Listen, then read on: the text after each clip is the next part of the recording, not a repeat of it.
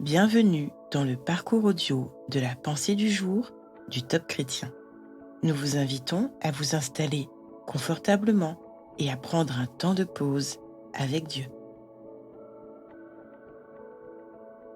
Libre d'exprimer vos convictions, de Paul Calzada.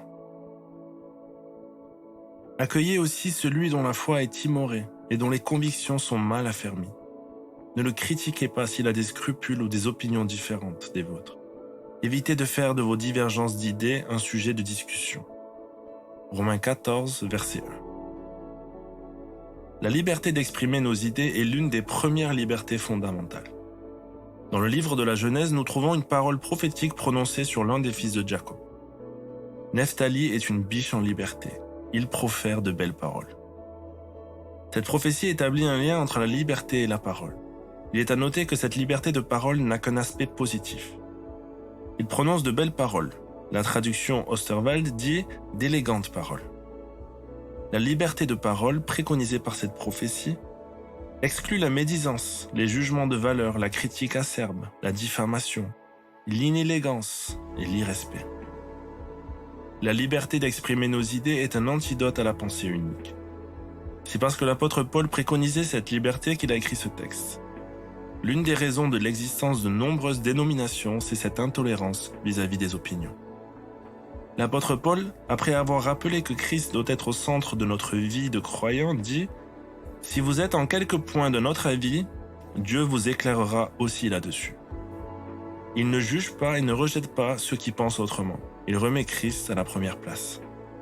Mettre Christ à la première place, n'est-ce pas là la quintessence de l'Évangile ? Préservez votre liberté de parole, dans le respect des uns et des autres, en vous rappelant que Christ doit toujours être au centre. Gardez-vous de critiquer, rejeter, bannir ceux qui expriment des opinions différentes des vôtres. Respectez leur liberté dans l'amour de Christ.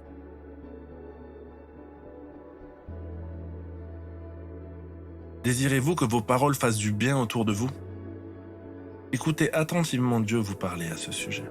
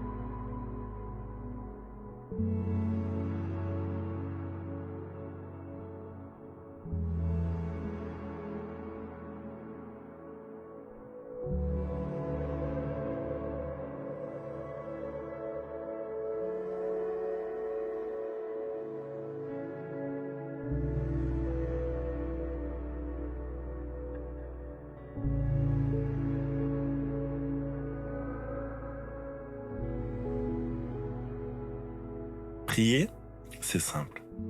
Parlez à Dieu comme vous le feriez avec votre ami le plus proche. Dieu vous aime et il peut tout entendre. Voici un exemple de prière. Seigneur, je ne sais pas toujours bien exprimer mes convictions. Viens m'aider à discerner ce que je peux dire, comment et quand parler, pour bénir les gens comme tu m'y invites.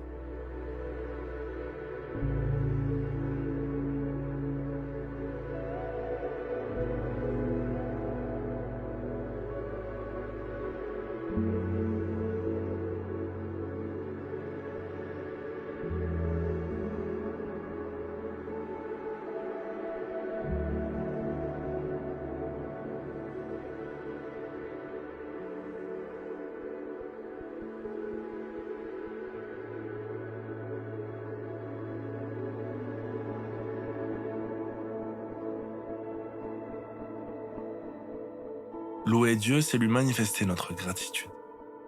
Aujourd'hui, quels sont vos sujets de reconnaissance concernant la parole ? Regardez un peu en arrière, soyez encouragés et remerciez Dieu pour chaque fois où vos paroles ont porté de beaux fruits dans la vie de vos interlocuteurs.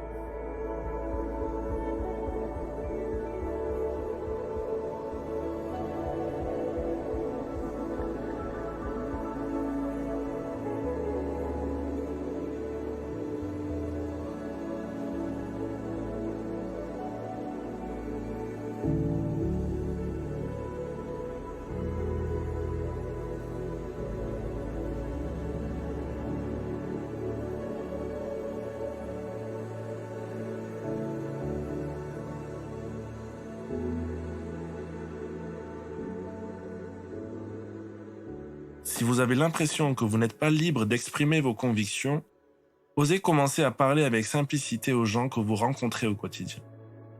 Dites-leur juste bonjour, merci avec un sourire.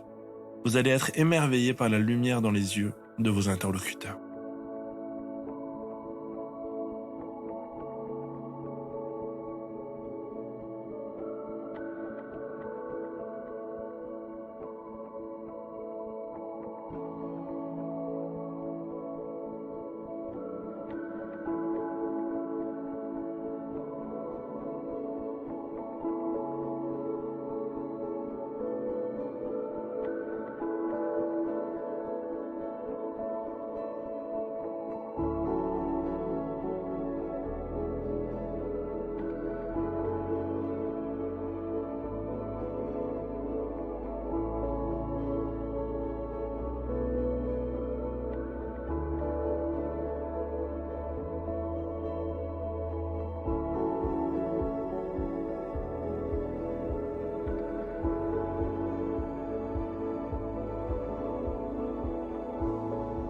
Notre parcours du jour se termine. Prions ensemble afin d'honorer notre Dieu. Merci Seigneur, car tu ne me demandes pas des choses compliquées qui me dépassent. À toi soit le règne, la puissance et la gloire. Amen. Nous espérons que ce temps de pause avec Dieu vous a ressourci.